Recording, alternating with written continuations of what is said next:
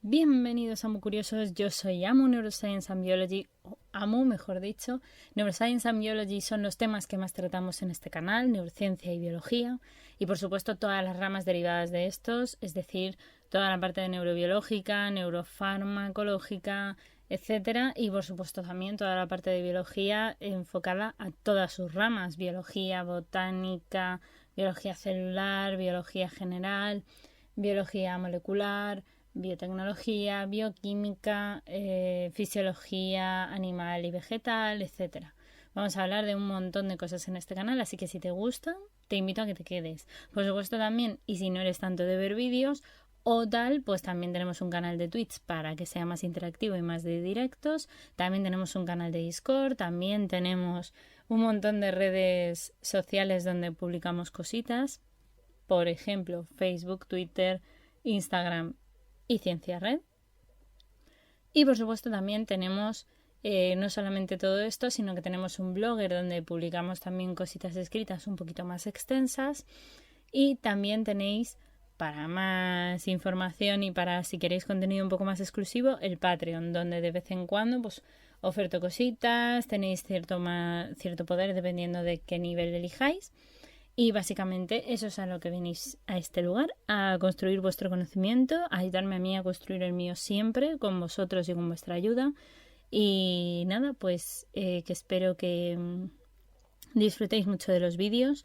Muchísimas gracias a todos aquellos que os queréis unir a esta maravillosa comunidad de Amu Curiosos, dejando un like, dejando un comentario y o directamente suscribiéndoos. Llevamos ya 3 años haciendo divulgación, así que esperamos mejorar todavía más.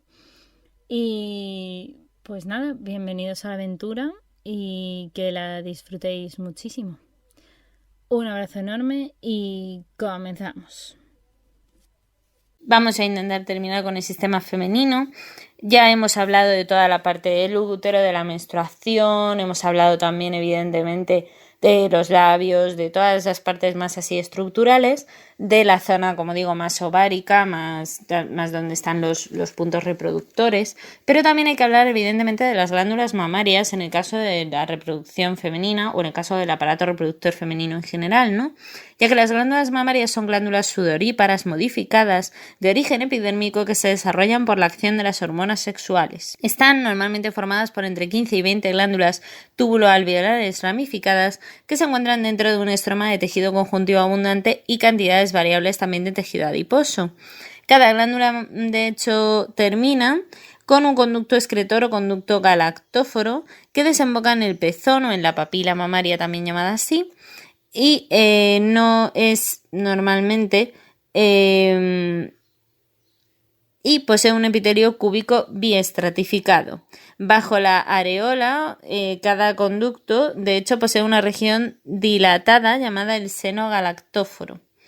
Las ramificaciones normalmente sucesivas de esos conductos galactóforos forman una unidad lobulillar de conducto terminal, llamada TDLU, que corresponde con una aglomeración en un racimo de alvéolos pequeños que forman un lobulillo, y cada TDLU de estos contiene un conductillo terminal que se encuentra en la glándula no lactante, un conducto colector llamado intralobulillar que transporta las secreciones alveolares hasta el conducto galactóforo, y un estroma intralobulillar del tejido conjuntivo dispuesto alrededor de los conductillos terminales y los alvéolos. Dicho todo esto, que es para contaros un poquito cómo es la estructura, ¿realmente esto para qué sirve? Pues porque durante el embarazo y tras el parto, el epitelio de los conductos terminales se diferencian en alvéolos secretores de luz muy amplia, totalmente funcionales. Asimismo, la pared de las unidades secretoras consiste en la capa simple de células epiteliales cúbicas o células epiteliales glandulares y de células también mioepiteliales. Necesitamos un poco de músculo que ayude a este proceso. Al finalizar así el periodo de la lactancia, los alvéolos se atrofian al final y se producen fenómenos apoptóticos y la glándula vuelve a tener una función más o menos de situación de reposo inactiva, que era como tenía al inicio. Es decir, solamente tenemos esta estructura desarrollada, digamos, o mejor dicho, la evolución nos favorece junto con las hormonas, a desarrollar el pecho a partir de la adolescencia, pero a efectos prácticos el pecho no tiene funcionalidad más allá de tener acúmulos de grasa a veces, que por eso también cuando se adelgaza o cuando se engorda muchas veces el pecho cambia de las primeras cosas en las mujeres, pero curiosamente, como os digo, tiene toda la estructura conformada para que cuando tú seas madre, es decir, cuando tú te quedes embarazada, pues evidentemente se pueda desarrollar todo el mecanismo de la lactancia, que a fin de cuentas en los mamíferos es tan importante, es una de las cosas que nos hace ser mamíferos, o sea, es una cosa súper importante en nuestras especies, en todas las especies de mamíferos. La lactancia es brutalmente importante. No obstante, también os diré que los ciclos de lactancia dependen de cada tipo de organismo, es decir, nosotras, por ejemplo, las mujeres humanas, y de hecho habréis oído casos, hay mujeres humanas que evidentemente tienen una lactancia que les dura, pues, yo qué sé, hay mujeres que pueden estar 2 meses, 3 meses, hay otras que llegan a estar casi un año dando el pecho a los niños. Todo depende del niño, depende de tu producción de leche, depende de muchas cosas. De hecho, hay muchas mujeres que no pueden dar el pecho porque o bien no están produciendo la leche, o bien tienen problemas para poder sacarla, etcétera. Estos son problemas que al final se derivan en otro tipo de problemas no solo para la madre, sino también para para el niño a día de hoy ya no, porque hace ya algún tiempo que se vio la solución y se empezaron a crear otro tipo de leches y otro tipo de formas de dar de comer a los niños. Claro, evidentemente si la madre no podía producir leche, pero de hecho seguro que también os sonará históricamente el hecho de que si una mujer, normalmente eran las ricas, también os digo, eran las mujeres que tenían poder adquisitivo, normalmente esas mujeres si no podían dar el pecho por cualquier circunstancia, pues cogían y daban su hijo a lo que se llama una... Bueno, es que tiene distintos nombres.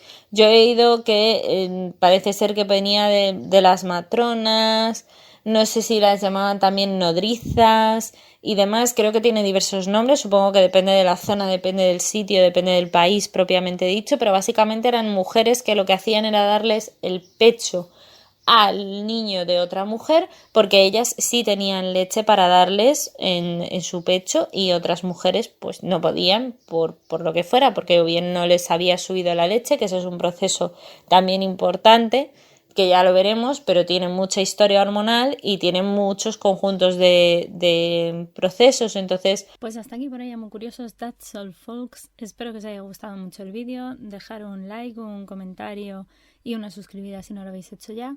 Y nos vemos en el próximo vídeo. Que la ciencia y la fuerza os acompañe.